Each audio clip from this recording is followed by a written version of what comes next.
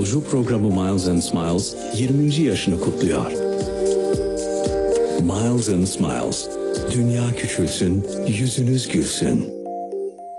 Geçmişin güzellikleri bugünün yorumuyla yaşadığınız mekanlara taşınıyor. Şimdi seramik, Bien Seramik dijital yer ve duvar serileriyle 3. boyut kazanıyor. Seramikte 3. boyutu da bir Bien eseri. Bien Seramik, Bien bilir.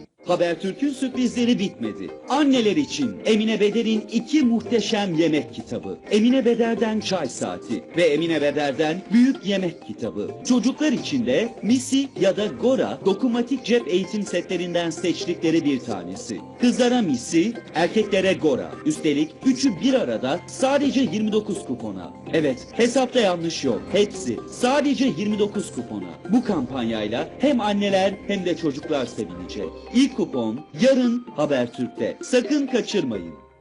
Keşke hiç